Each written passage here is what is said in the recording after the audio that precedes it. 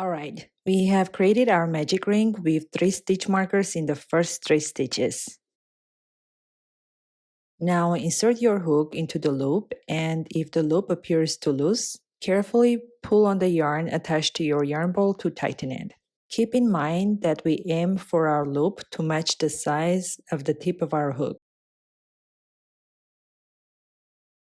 If you want to make sure that the yarn around your hook is just the right size, do not hesitate to move your hook and check to see if it matches the size of the hook's tip. Now let's get in crocheting position.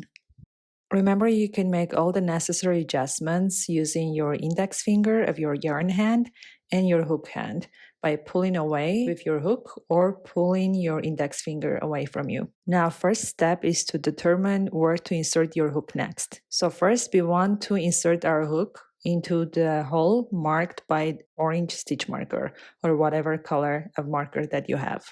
That is our very first stitch of the first round. Now look closely at your work and you'll see that our orange marker is underneath 2 strands of yarn.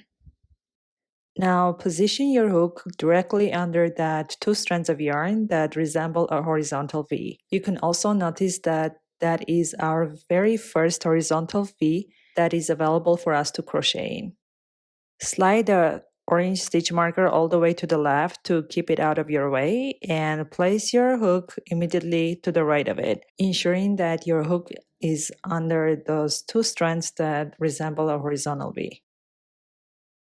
At this point, it should appear as if there are 3 strands of yarn on your hook. Now make sure that your hook's tip is facing you and the hook is in front of the working yarn. Now let's perform a yarn over. Take the hook down and under the working yarn and pass it behind the working yarn. Our goal is to catch the yarn with our hook's tips, so it's essential to maintain the hook's orientation with the tip facing you throughout this motion. Next, you'll pull your hook through the first 2 loops on your hook. As you do this, rotate your hook to face you again so that you can secure the new loop on your hook. Then push the hook off to the left to secure your new loop on your hook, so your new loop is safely near the base of your hook.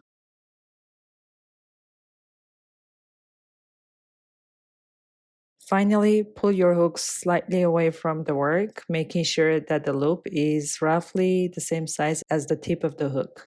At this stage, you should have 2 loops on your hook, indicating that you are halfway through the stitch, which is called the single crochet stitch. Now let's pause and ensure that the loops are good size to complete the stitch. Again, what we want is for the new loop on your hook to be about the same size as the other loop on your hook.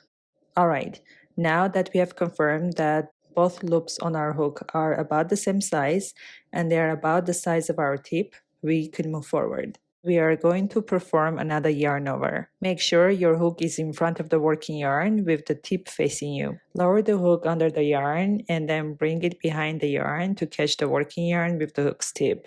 Now gently pull the piece and the hook the opposite directions to slightly enlarge the loops for the hook to go through effortlessly. Pull the yarn through both loops on your hook while moving your hook parallel to your body. As soon as you clear those 2 loops, rotate the hook to face you again. Push the loop off to the base of your hook. Now, if you have got just 1 loop on your hook, congratulations, you have completed the single crochet stitch. Now we can move on to the next video.